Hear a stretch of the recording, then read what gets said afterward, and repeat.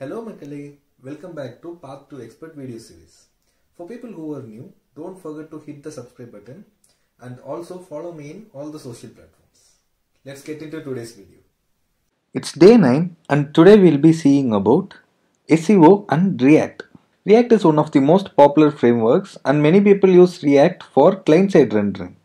So hence it's important to know the significance of making React CSR applications or client-side rendered applications SEO compatible. Here I have a very simple application where I have an app component which is my main component, and within which I have a route called cats component which makes a API call, gets a list of codes and displays it. I'm running it in my local host and you can see this is my home page where I just have the heading and the link to go to my cats route. On clicking on this, an API call is being made. I don't have a loader, but after some time you can see that a list of cat codes have come into the screen. This is my client-side render React application, and let's see how good it is in SEO. What I'm doing is I'm exporting or I'm tunneling up my local host into the internet using a tool called ngrok. ngrok. If you see, this application which is running here is running on the internet, but it is a replica of my local host. You can see here on clicking of see the codes, a client-side rendering happens and the data comes in here. Now Google gives us a tool called Mobile Friendly Test. What this tool does is, its main motive is to check how your website looks on mobile, but in addition to that we can also check how Googlebot crawls through your website and takes the data. So what I will do, I will copy this URL because this is on the internet and you can't run a localhost URL in Mobile Friendly Test. I will use this URL for Mobile Friendly Test. So this is how the Mobile Friendly Test tool looks. Just enter the URL and press enter. Once you press enter, it will analyze the site and give you some results. Let's wait for it. Cool. Do you see? You can see the heading and you can also see the link to my page. And more than that, if you click on this HTML tab, you can actually see the rendered HTML itself. Currently, like if you see in my code, I don't have anything like h1 or a href tag inside my root. But if you see what Googlebot has crawled, it has a h1 and it also has an anchor tag which points to my /cats route. This is how Googlebot renders your JavaScript or React and then crawls your application. But are we perfect here? No, because if you see here, my title is called React app. It is nowhere related, and also in my description it also says it's something like a website created using Create React app.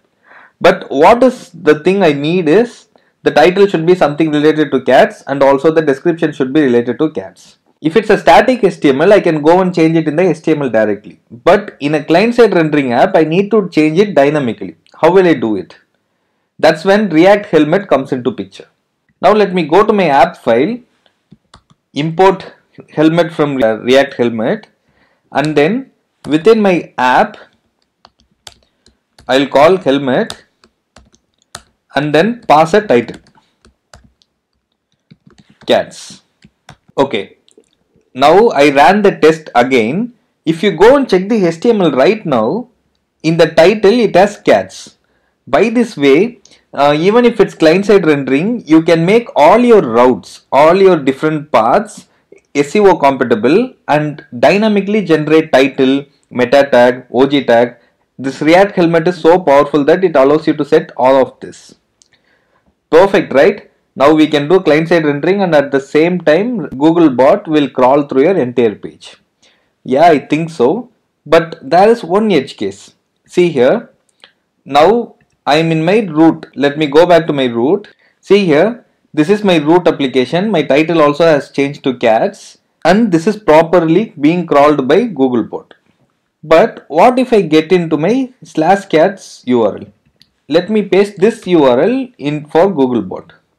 Now I am rendering a route for Googlebot, and this is a client-side rendering.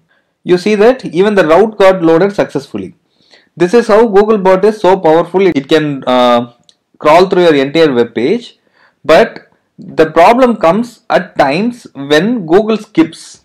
There can be times where Google skips to crawl through such routes, because if you remember in our previous video we discussed that Google during indexing sends these routes or these URLs into a rendering queue and starts continuing its work.